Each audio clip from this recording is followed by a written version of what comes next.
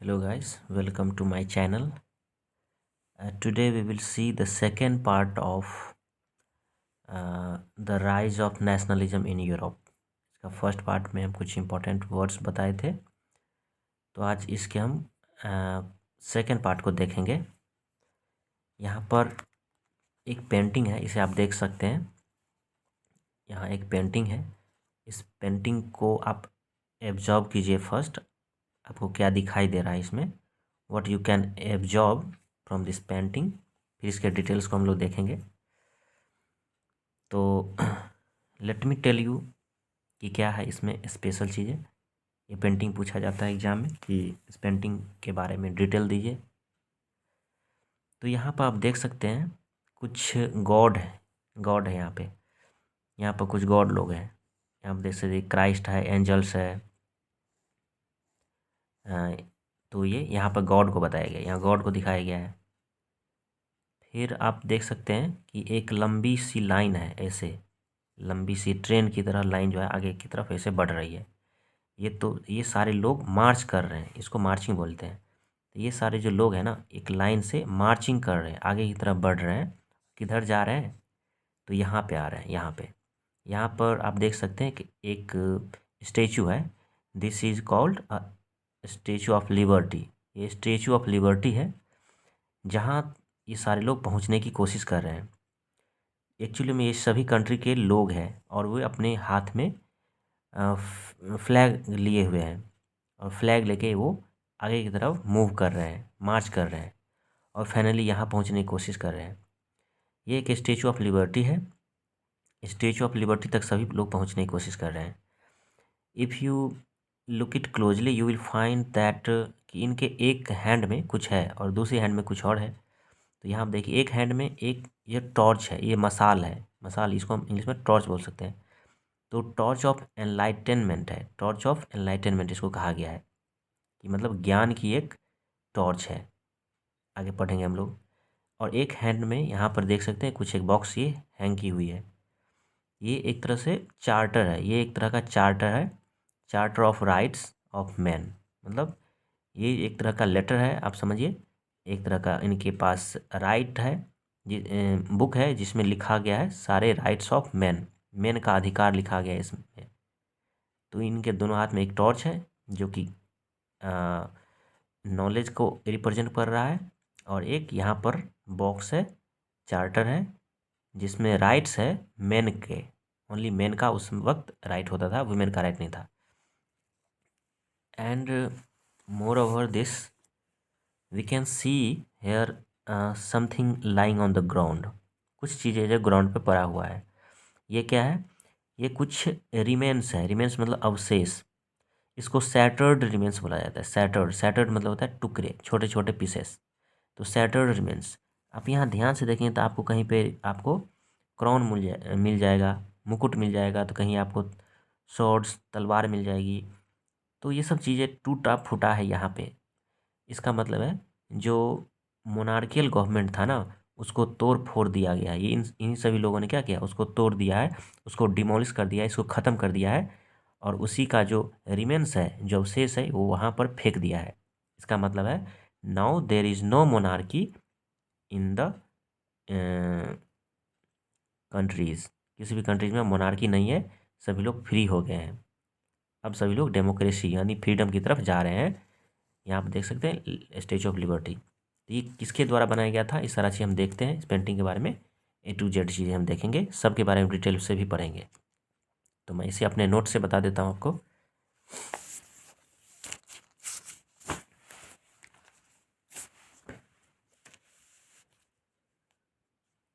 सबसे पहले देखते हैं कि जो पेंटिंग था किसने बनाया था। तो ये पेंटिंग था फ्रेडरिक सॉरियो ने बनाया हुआ था, फ्रेडरिक सॉरियो। तो हु वॉज फ्रेडरिक सॉरियो? तो मैंने लिखा है Frederic Sorrieu was a French artist. Frederic Sorrieu एक फ्रेंच आर्टिस्ट था वो, आर्टिस्ट था, ये ध्यान रखना है आपको। इन 1848, ये ईयर पूछता है तो याद रखिएगा। इन 1848, 1848 में उसने क्या किया? He made a series of 4 paintings. उसने बनाया 4 पेंटिंग्स बनाया इन 1848। उसने 4 पेंटिंग्स बनाए थे। उस पेंटिंग के थ्रू क्या रिप्रेजेंट कर रहा था? थ्रू पेंटिंग्स, उसने पेंटिंग के थ्रू ही विजुअलाइज्ड का मतलब इमेजिन, उसने इमेजिन किया अ वर्ल्ड, एक ऐसी दुनिया की उसने कल्पना की, ऐसी दुनिया की उसने पेंटिंग बनाई जिसको उसने विजुअलाइज्ड किया, जिसके बारे में उसने इमेजिन किया कि यह दुनिया बनी हुई है मेड अप ऑफ, यह दुनिया बनी हुई है किस चीज़ से? Democratic and social republics. ये वर्ड काफ़ी इंपॉर्टेंट है, इसका मतलब आपको बता देंगे हम, डेमोक्रेटिक्स एंड सोशल रिपब्लिक्स। उसने एक, पहले यहाँ पे क्लियरली समझ लिए, फ्रेडरिक सोरियो का था, कौन था? फ्रेडरिक सोरियो एक फ्रेंच आर्टिस्ट था जो 1848 में 4 पेंटिंग्स बनाया था, और उसने अपने पेंटिंग के थ्रू विजुअलाइज्ड किया, मतलब एक तरह से उसने कल्पना किया कि एक ऐसी दुनिया की जो दुनिया किससे बनी हुई है? डेमोक्रेटिक एंड सोशल रिपब्लिक से। देखिए इसका क्या मतलब हुआ, इस वर्ड को आप सेम टू सेम एग्जाम में आपको लिखना पड़ेगा। डेमोक्रेटिक का मतलब होगा एक ऐसी दुनिया जहाँ पर डेमोक्रेसी आ गई है, तो इसका मतलब हो गया डेमोक्रेसी, इसका मतलब हो गया democracy. This word represents the democracy.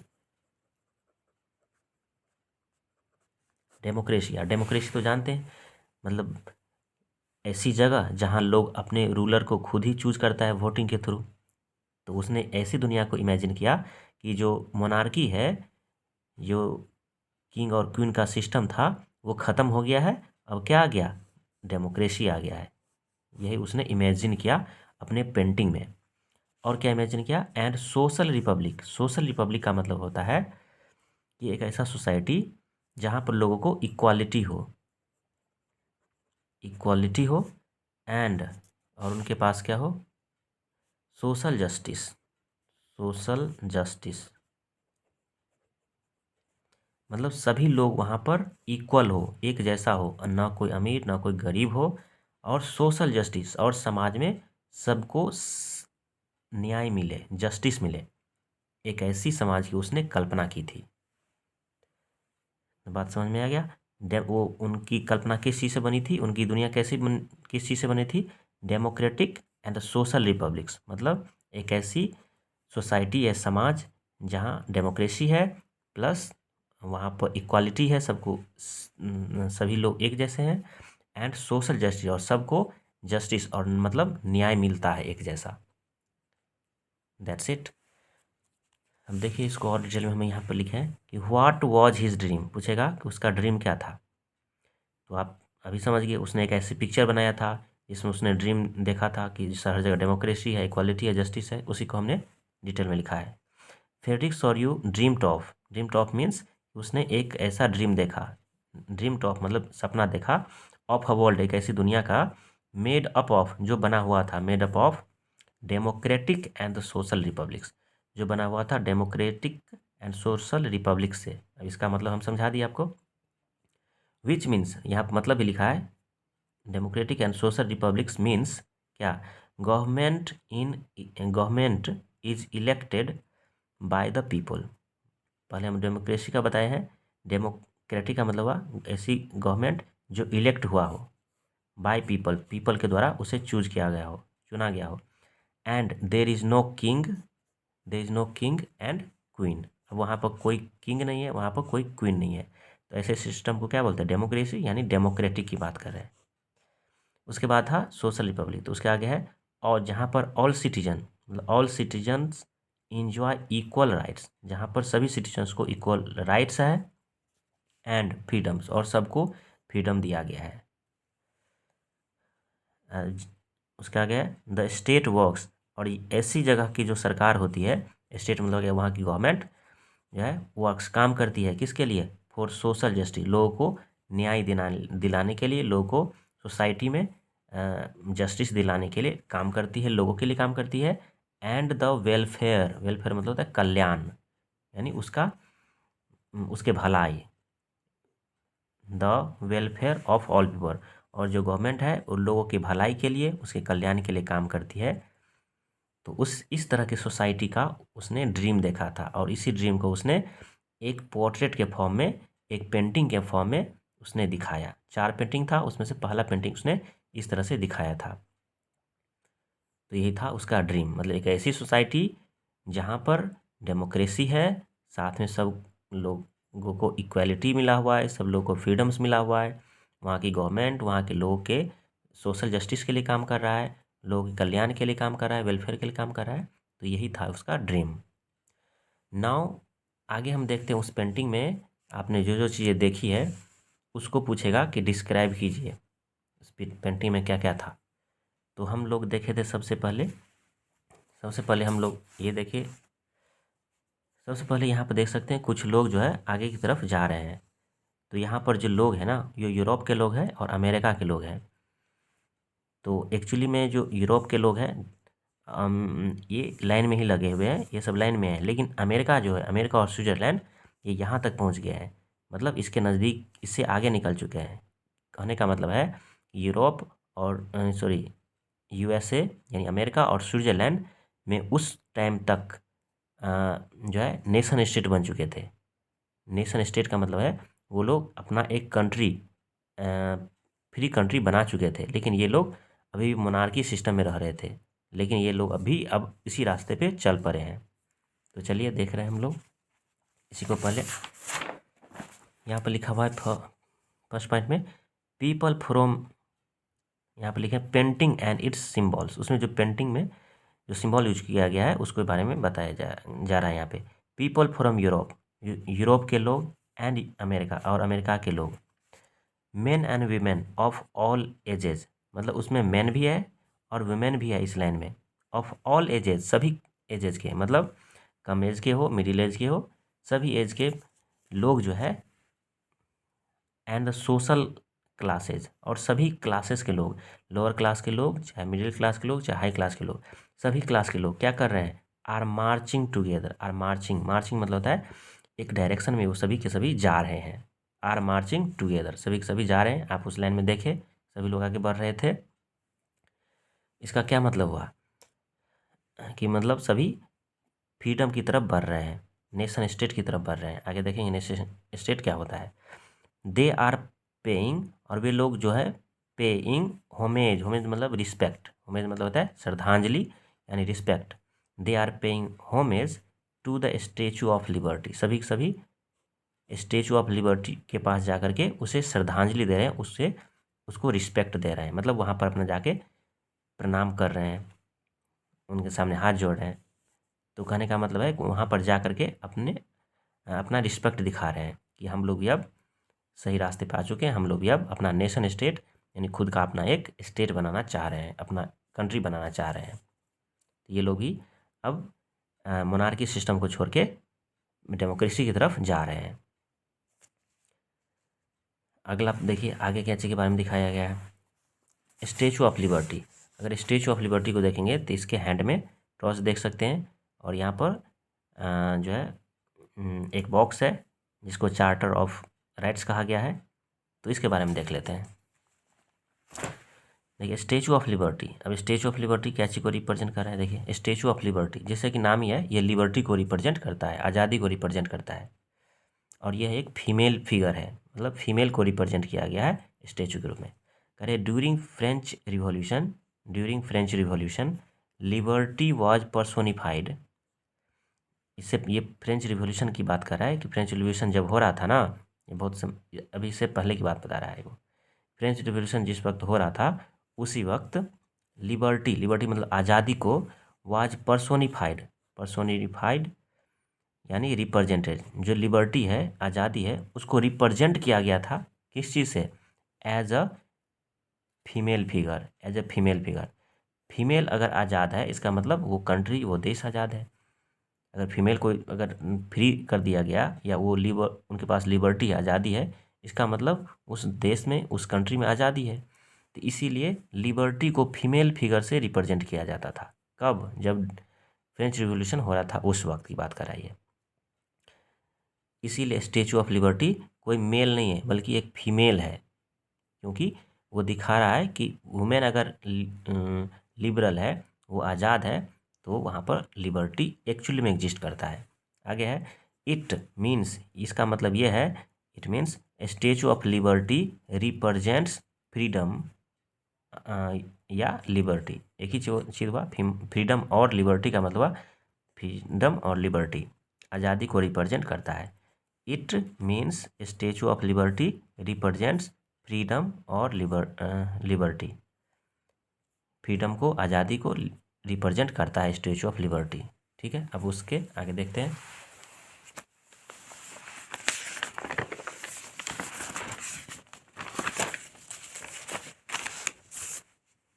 आगे देखिए, कह रहे हैं कि इन द पेंटिंग में आप देख सकते हैं the Statue of liberty is holding in her hands, अपने हाथ में कुछ होल्ड कर रही है, रखी हुई है। तो पहले देखिए, एक हाथ में क्या रखी हुई थी, टॉर्च ऑफ एनलाइटनमेंट, ये आपको ध्यान रखना है, टॉर्च ऑफ एनलाइटनमेंट, मतलब उसके एक हाथ में क्या है, टॉर्च है। किस चीज़ का टॉर्च है, एनलाइटनमेंट का मतलब नॉलेज, एनलाइटनमेंट मतलब होता है नॉलेज, मतलब नॉलेज का एक टॉर्च है। मतलब वो टॉर्च जलने से क्या हो रहा है, जो हमारे अंदर इलिटरेसी है, यानी जो इसको हिंदी में बोलते हैं निरक्षरता यानी इलिटरेसी जो है वो ख़त्म हो गई। देखिए पढ़ के बता देता आपको। इट मीन्स, इस टॉर्च का मतलब क्या है, it means the torch of enlighten, इसका मतलब है torch of enlightenment, which shows, जो दिखाता है, विच शोज दैट नॉलेज, जो रिप्रेजेंट करता है नॉलेज एंड अवेयरनेस को, रिमूव इग्नोरेंस एंड डार्कनेस, ये रिप्रेजेंट करता है नॉलेज को और अवेयरनेस को। अवेयरनेस का मतलब होता है कोई चीज़ के बारे में जानकारी होना, तो नॉलेज होना या कोई चीज़ के बारे में जानकारी होना। तो ये चीज़ें जब लोगों की ज़िंदगी में आ गया, नॉलेज आ गया, अवेयरनेस आ गया, तो ये किस चीज़ को दूर कर देगा, इग्नोरेंस का मतलब होता है अज्ञानता यानी जो लोगों के अंदर अज्ञानता था वो उसको दूर कर देगा। साथ में किसको, डार्कनेस, अंधकार को दूर कर देगा। ये जो टॉर्च है वो डार्कनेस को क्या कर देगा, दूर कर देगा, हटा देगा, रिमूव कर देगा। इट मीन्स कि जो उस वक्त जो यूरोप के लोग थे, यूरोप के लोगों को नॉलेज हो गया, मतलब उनको पता चल गया कि हमें अपना एक कंट्री बनाना चाहिए। वो लोग को अवेयर मतलब उनको ये जानकारी हो गया कि ये हमारा देश है, हम लोग को अपना एक कंट्री बनाना चाहिए, हमें किसी के अंदर नहीं रहना है। तो ये एक टॉर्च रिप्रेजेंट करता है उसको कि नॉलेज हो गया सब चीज़ों का। अब वो लोग किसी राजा रानी के हुकूमत में नहीं रहेगा, वो लोग अपना एक नया स्टेट बनाएगा या फिर कंट्री बनाएगा। तो यही टॉर्च रिप्रेजेंट कर रहा है कि उनके जीवन का अंधकार दूर हो गया इससे। आपको अपने लैंग्वेज में इसे लिख सकते हैं। बी नंबर में देखिए, और दूसरे हाथ में क्या था, the charter of the rights of man, मतलब एक लोगों का राइट्स था। चार्टर मतलब हो गया एक बॉक्स समझ लिए, और किस चीज़ का, राइट्स ऑफ मैन, आदमी का जो लोगों का जो राइट्स है ना, उसका चार्टर, उसके अधिकार का पत्र था, अधिकार पत्र था, इसको हिंदी में बोलते हैं अधिकार पत्र। उसमें क्या था, उसमें क्या, ये क्या चीज़ को बताता है, इट स्टैंड्स फॉर मतलब ये रिप्रेजेंट करता है इक्वालिटी, कि लोगों की ज़िंदगी में अब इक्वालिटी मिल गया है, सब लोगों को इक्वालिटी दे दिया गया है, समानता दे दी गया है, फ्रीडम, सबको फ्रीडम दे दिया गया है, and the rights of all people, और सभी लोगों को राइट्स दे दिया गया है। ये रिप्रेजेंट करता है कि सभी लोगों को अब फ्रीडम मिल चुका है, सभी लोगों को इक्वालिटी मिल चुका है, सभी लोगों को राइट्स मिल चुके हैं, उनके अधिकार मिल चुके हैं। तो ये रिप्रेजेंट करता है स्टैच्यू ऑफ लिबर्टी। उसके आगे था सैटर्ड रिमेन्स का मतलब क्या होता है, सैटर्ड मतलब होता है स्मॉल पीसेस, रिमेन्स मतलब बचा हुआ। करे कि नीचे में आपने देखा, यहाँ पर देखिए, ये जो सैटर्ड रिमेन्स है नीचे में, ये जो पड़ा हुआ है ये सब, ये क्या है, सैटर्ड रिमेन्स है, मतलब अवशेष है, टूटा फूटा चीज़ है, ये टुकड़ा है। तो इसके बारे में क्या है देखिए, the shattered remains lying on the ground, shattered remains जो कि ग्राउंड पर पड़ा हुआ है, लाइंग ऑन द ग्राउंड, जो ग्राउंड पर पड़ा हुआ है, रिप्रेजेंट्स, किस चीज़ को बताता है, रिप्रेजेंट कर रहा है या सिम्बोलाइजेज, रिप्रेजेंट्स या सिम्बोलाइजेज दोनों एक ही वर्ड है। ये किस चीज़ को रिप्रेजेंट कर रहा है, द एंड ऑफ, ये एंड को रिप्रेजेंट कर रहा है, किसके एंड को, एंड ऑफ एब्सोल्यूटिस्ट इंस्टीट्यूशंस, या इसी को दूसरा नाम भी है मोनार्कियल गवर्नमेंट। अगर वहाँ पर मुकुट टूटा हुआ है, अगर वहाँ पर तलवारें फेंकी हुई है, अगर उनका सिंहासन टूट के फेंका हुआ है राजाओं का, इसका मतलब क्या है कि उन जो मोनार्कियल गवर्नमेंट था उसको एबॉलिश कर दिया गया, मतलब ख़त्म कर दिया गया है, समाप्त कर दिया गया है, और उस के चीज़ों को तोड़ फोड़ के फेंक दिया गया है, मतलब एंड हो गया है। अब लोग आगे की तरफ बढ़ रहा है, डेमोक्रेसी की तरफ बढ़ रहा है, मोनार्की सिस्टम ख़त्म हो गया है, ये पता चल रहा है इससे। सैटर्न रिमेन्स तो यही बता रहा है कि वो सिस्टम ख़त्म हो गया है, लोगों ने उसके रिजेक्ट कर दिया मोनार्कियल गवर्नमेंट को, यानी एब्सोल्यूटिस्ट इंस्टीट्यूशन तो वही था ना, राजा रानी वाली सिस्टम ख़त्म हो गई है, अब लोग डेमोक्रेसी की तरफ जा रहे हैं। यहाँ देखिए नेशनल फ्लैग, आप उसमें देखेंगे तो कुछ लोग फ्लैग लेके मूव कर रहे हैं, मार्च कर रहे हैं। ये फ्लैग किस चीज़ को रिप्रेजेंट कर रहा है? ये आइडेंटिटी है, आइडेंटिटी ऑफ डिफरेंट नेशंस। वो फ्लैग अलग अलग नेशंस को रिप्रेजेंट कर रहा है। अलग अलग देश का अलग अलग फ्लैग होता है, तो फ्लैग किसको रिप्रेजेंट कर रहा है? अलग अलग नेशन को रिप्रेजेंट कर रहा है। ये भी पॉइंट इंपॉर्टेंट है। क्राइस्ट, ऊपर में आपने देखा था कुछ गॉड लोग थे, तो गॉड में क्राइस्ट थे, सेंट थे और एंजल्स थे। ये जो गॉड्स है ये किस चीज़ को रिप्रेजेंट कर रहा है? पूछेगा ये किस चीज़ को रिप्रेजेंट करता है, सिम्बोलाइज करता है? तो दे सिम्बोलाइज हो जाएगा, दे सिम्बोलाइज द फ्रेटर्निटी। फ्रेटर्निटी का मतलब तो भाईचारा, brotherhood and the unity of Nations. जो गॉड है ना वो किस को सिम्बोलाइज कर रहा है? भाईचारा को बता रहा है कि सभी लोग आपस में भाईचारे के साथ रह रहे हैं, ब्रदरहुड के साथ यानी फ्रेटर्निटी के साथ रह रहे हैं, और यूनिटी ऑफ नेशंस। और ये भी बता रहे हैं गॉड्स कि सभी जो नेशन है यूनाइट हो गए हैं, एक साथ आ गए हैं। ये भी रिप्रेजेंट किया जा रहा है गॉड्स के द्वारा। तो यही सारे सिम्बल्स था इस पेंटिंग में, जो कि अलग अलग तरीके से पूछे जाते हैं। Okay, thank you.